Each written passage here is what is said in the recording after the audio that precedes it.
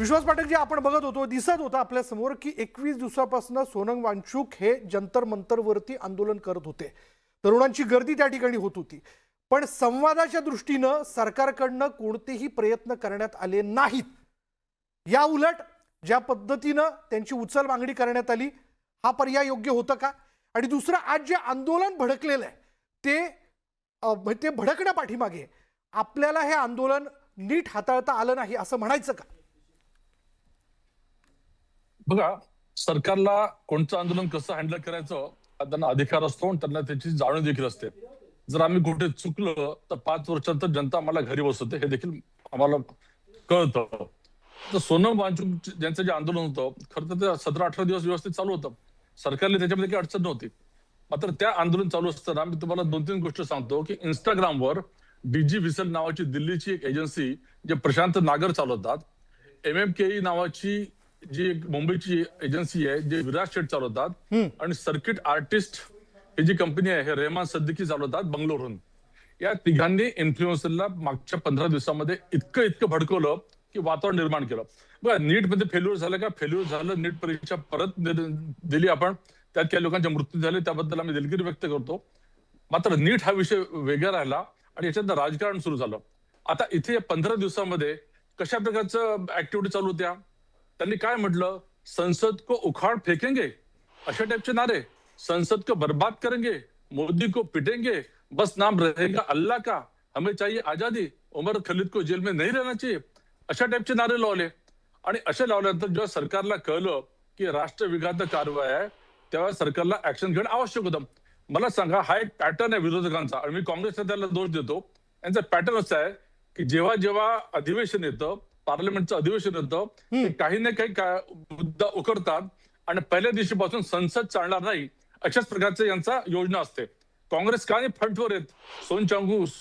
सोनम याला वांगचुकला का नाही राहुल गांधी भेटले? त्यांना नेहमी प्रॉक्सीच्या थ्रू युद्ध करणं एवढंच माहित आहे. मला असं वाटतं की अशा प्रकारचं हे असल्यामुळे सरकारने योग्य प्रमाणे त्यांना हँडल केलेलं आहे. इथे नीटची देणं घेणं नसलेले असे अनेक लोक आलेत, दगड घेऊन आलेत, शस्त्र घेऊन आलेत. याचा अर्थ काय की तुम्हाला जसं नेपाळमध्ये परिस्थिती निर्माण झाली, बांगलादेशमध्ये परिस्थिती निर्माण झाली, पाकिस्तानमध्ये झाली, अशा टाइपचे टूलकिट अशा टाइपचा पॅटर्न आहे. मला असं वाटतं तुम्ही म्हणता राहुल गांधी पण त्यांना भेटायला गेले नाही. मला एक सांगा, 21 दिवसात आपल्या सरकारकडनं तरी सोनम वांगचुक यांना भेटण्याकरता त्या व्यासपीठावरती कोणी गेलं का? चर्चेच्या संवादाच्या संदर्भातलं आमंत्रण कोणी दिलं का? तसा प्रयत्न झाला का? आम्हाला आवश्यकता वाटली नाही. कारण पहिल्या दिवसापासून हे राजकारणी होतं. हे राजकारणच होतं. सोनम वांगचुकचं बॅकग्राऊंड काय आहे? सोनम वांगचुक आम आदमी पार्टी, काँग्रेस त्यांच्या खांद्यावर बंदूक ठेवून राजकारण करत होतं. त्यामुळे भारतीय जनता पक्षाला आम्हाला माहित आहे की हे आंदोलन कसं हँडल करायचं. त्यामुळे आमचं काही चुकलेलं नाही. आता बघा, जे योग्य लोक आले त्यांच्यासोबत चर्चा देखील केली. मात्र हा जो प्रवक्ता आहे, CJPचा प्रवक्ता, या प्रवक्त्याचे आणि ती एक व्यक्ती ज्या महिलेने मोदीजींना फॉरेन मध्ये एक प्रश्न विचारला होता, खरं तर ती प्रेस हे होती, काय म्हणतात त्याला, प्रेस ब्रीफिंग होती, प्रेस कॉन्फरन्स नव्हती. मात्र त्या महिलेने जे लक्ष वेधलं, हा एक पूर्ण मोठा इंटरनॅशनल प्लॉट आहे. या प्लॉट मध्ये आपण बळी पडतोय हे जेव्हा लक्षात आलं, सरकारने त्यांना अतिशय योग्य प्रमाणे हँडल केलेलं आहे. बरं, मला सचिन सावंत यांच्याकडे जायचं. सचिन सावंत, माने सर मी आपल्याकडे येतोच, पण सचिन सावंत यांची भूमिका यापूर्वी जाणून घेऊयात. सचिन सावंतजी ते म्हणतात की या 21 दिवसात आपण तरी कुठे व्यासपीठावरती गेलात?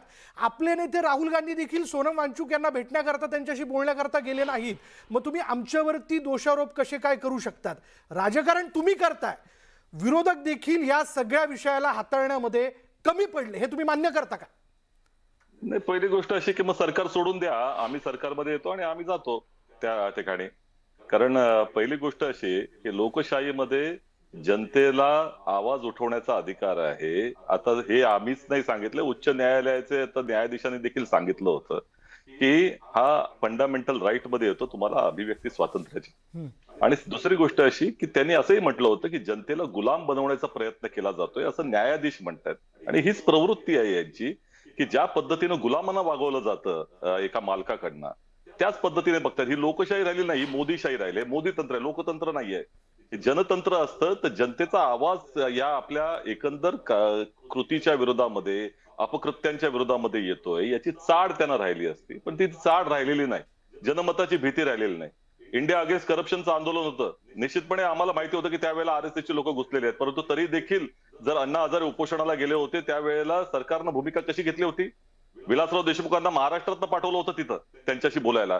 देशातले सगळे मंत्री जवळपास त्या ठिकाणी त्याच्याबरोबर त्यांना जबाबदेही देत होते की नाही, हे आंदोलन थांबवलं पाहिजे, चर्चा केली पाहिजे त्यांच्याशी.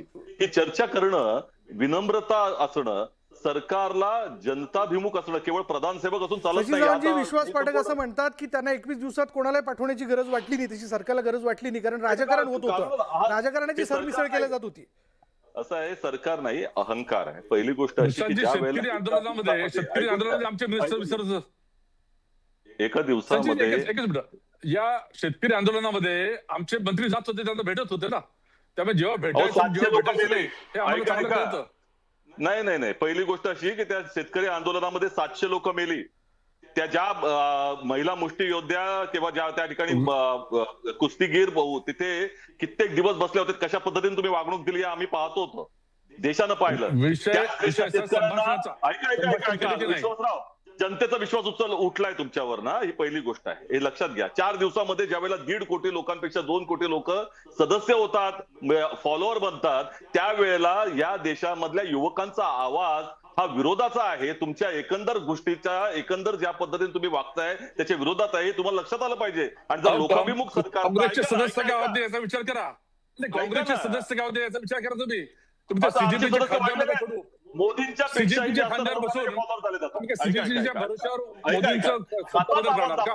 असाच आवाज दाबताय लोकांचा. तुम्हाला वाटतंय की हे सगळं सहजसाध्य नाही आहे या देशामध्ये. तुम्हाला वाटतं की संपूर्ण आरएसएस, मोदी, शहा हे कॅप्चर करून टाकतील देशाला, आम्ही सगळ्या संविधानिक संस्था ताब्यात घेऊ, संसद को बर्बाद करेंगे, संसदेचा आवाज दाबून टाकू, आणि प्रत्येक जण जो तुमच्या विरोधामध्ये बोलतो तो अँटी नॅशनल असतो, देशविरोधी असतं, काहीतरी आंतरराष्ट्रीय प्लॉट असतो, आणि त्या ठिकाणी त्या युवकांना देखील कुठेतरी मोठा आंतरराष्ट्रीय त्यांच्यामध्ये एक कटकारस्थान तयार होत आहे. हे जे बर्बाद करेंगे, हे टूलकिट आहे तुमचं. विश्वासराव, टूलकिट आहे भारतीय जनता पक्षाचं. आणि एक मला माने सरांना चर्चेत सहभागी करून घ्यायचं. सचिनजी ऐका ना, मी येतो तुमच्याकडे. माने सर, मला सांगा बरं, माझं काहीच चुकलं नाही. एक विद्यार्थी म्हणून मी रस्त्यावरती येऊन ही मागणी करत असेल की शिक्षण व्यवस्थेत बदल करा, हा नागरी प्रश्न आहे, ओके, मला आंदोलन करण्याचा संविधानाने अधिकार दिलेला आहे, हे अगदी इथपर्यंत बरोबर आहे. पण हे जे त्याच्या आडून राजकारण होतंय असा जो आरोप होतोय, या सगळ्या गोष्टीकडे तटस्थपणे आपण कसं बघता? आपण ही परिस्थिती जी बिघडलेली बघतो याचं काय विश्लेषण कराल? एक तर हे राजकारण होतंय, हा जो बचावाचा जो मार्ग आहे ना, तो अत्यंत चुकीचा आहे. लोकांच्या प्रश्नावर, विद्यार्थ्यांच्या प्रश्नांवर, महिलांच्या प्रश्नांवर, शेतकऱ्यांच्या प्रश्नावर याच्यावर राजकारण करायचं नाही, आंदोलनं करायची नाही, तर मग कशावर करायची? याची उत्तरं द्यायला पाहिजे. जे लोक असं म्हणतात की याच्यावर राजकारण व्हायला नको, हा चुकीचा स्टँड आहे. दुसरी गोष्ट, आता पाठक साहेब जे काय बोलतायत ना, ते खूप गंभीर आहे हो. अहो, या पोरांचे काय चूक आहे? आणि याच्या मागचे जर तुम्हाला काही आंतरराष्ट्रीय कट दिसत असेल तर तुमच्याकडे सगळ्या एजन्सीज आहेत, तो कट तो उघडकीस आणा आणि त्यांना कारवाई करा ना, जे कोणी देशाच्या विरोधात करत असतील. पण ही अगदी निष्पाप, निरपराध अशा पद्धतीची मुलं, ज्यांच्या समोरचं भवितव्य, त्यांचं भविष्य अंधकारमय दिसतं आहे. म्हणजे जी नीटची परीक्षा, म्हणजे त्या मे महिन्यामध्ये ते पेपर फूट झाल्यानंतर, परीक्षा झाल्यानंतर, तर ही जी परीक्षा आहे, या परीक्षेतले पेपर काय या पोरांनी फोडलेत का? सीबीआयने जी इन्क्वायरी केली त्याच्यामध्ये क्लासेसनी, ज्यांनी पेपर सेटिंग केलं, पेपर ठरवले, प्रश्न ठरवले, त्यांनीच तिथूनच फोडलं. आणि एनटीए सारखी जी एजन्सी आहे, त्या एजन्सीच्या प्रमुखावर कारवाई नाही आहे. या देशाचं शिक्षण खातं सांभाळणाऱ्या मंत्र्यांवर, अधिकाऱ्यांवर, वरिष्ठ अधिकाऱ्यांवर कारवाई नाही आहे. खाजगी क्लासेसवाल्यांना हे केलं. आणि आता परिस्थिती अशी झाली आहे की सरकारच्या या भूमिकेमुळं, म्हणजे आजची तर स्थिती अशी आहे की हे आंदोलन सीजेपीच्या, काक्रोच जनता पार्टीच्या पण हातात राहिलेलं नाही आहे. कारण इव्हन मी तुम्हाला आजचा नागपूरचा अनुभव सांगतो. एसटी बसमधून आलेली मुलं सीताबर्डीवरती उतरून पायी चालत संविधान चौकात जात होती, ती उत्स्फूर्तपणे जात होती. आणि आज दिल्लीमध्ये जंतर मंतर आणि त्या सगळ्या परिसरामध्ये जी जमा झालेली जी मुलं होती, ती उत्स्फूर्तपणे तिथं आली होती. कारण त्या सगळ्यांना आपल्या भविष्याबद्दलचे काही गंभीर प्रश्न निर्माण झालेले आहेत. आणि हे आपण पाहिलं की फेर परीक्षा झाली. फेर परीक्षेनंतरचं काय झालं हे मगाशी आपण रिपोर्टमध्ये दाखवलं की त्या मुलांच्या त्या मुलांना त्यांच्या OMR शीट नुसार, त्यांच्या आन्सर की नुसार किती मार्क मिळाला पाहिजे, त्यांच्या मार्कशीट वरती किती मार्क आहेत याच्यावरून लोक कोर्टात चाललेत. तुम्ही या सगळ्यांना देशद्रोही ठरवताय, या सगळ्यांना आंतरराष्ट्रीय कटाचा भाग ठरवताय. त्या मुलींवरती ज्या पद्धतीनं पोलिसांनी मारहाण केली आहे, त्या पोरांना ज्या पद्धतीनं मारहाण केली आहे, ते अक्षरशः गलबलून जाण्यासारखी स्थिती आहे हो. आणि तरी सुद्धा म्हणजे तुम्ही सोनम वांगचुकनं उचललं, हायकोर्टाचे निर्देश होते इथपर्यंत ठीक आहे. त्या पोरांवरती तुम्ही छडीमार केलाय, लाठीमार केलाय, अश्रुधुराच्या नळकांड्या फोडलेल्या आहेत. त्या पोरांनी काय करायचं?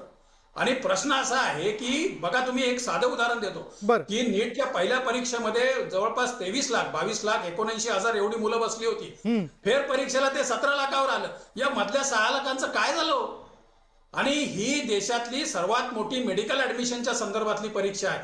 छोट्या मोठ्या परीक्षांमध्ये पण प्रत्येक ठिकाणी पेपर फुट होते. तुम्ही त्या सगळ्या परीक्षा ज्या आहेत त्या खाजगी एजन्सीकडे दिलेल्या आहेत, त्याच्यामध्ये प्रचंड करप्शन आहे. या मुलांनी जे हे देशाचं भवितव्य आहे, आपल्या देशाचं भविष्य ज्या पिढीच्या हातात आपण देण्याचा प्रयत्न करतो आहोत, त्यांच्याबद्दल आपण असा खेळ करतो. आणि हे आता काँग्रेसला त्यांनी ब्लेम करायचं, काँग्रेसनी त्यांना ब्लेम करायचं, याच्या पलीकडे कधीतरी या मुलांचा कोणी विचार करणार आहे की नाही? आणि हे जे चाललंय, आणि हे आणखी एक युक्तिवाद की ज्यांचा नीटशी संबंध नाही ते तिथं आले. अहो, असं कसं काय? उद्या समजा माझ्या पुढच्या पिढीमधल्या मुलांना जर या सिस्टीम बद्दल काही प्रश्न असतील, या सिस्टीम बद्दल त्यांना जर काही शंका असेल, तर सुरक्षा म्हणून यायला नको? ही सिस्टीम सुधारायला नको? आणि हे सगळं होत असताना या पद्धतीचं अत्यंत विचित्र पद्धतीचं राजकारण करतात. का कोणी केलं नाही? सरकारच्या वतीनं एखादा सचिव तरी गेला का? मंत्री सोडून द्या, मंत्री खूप बिझी आहे. सरकारच्या वतीनं कोणी सचिव तरी त्यांना भेटायला गेला का? जी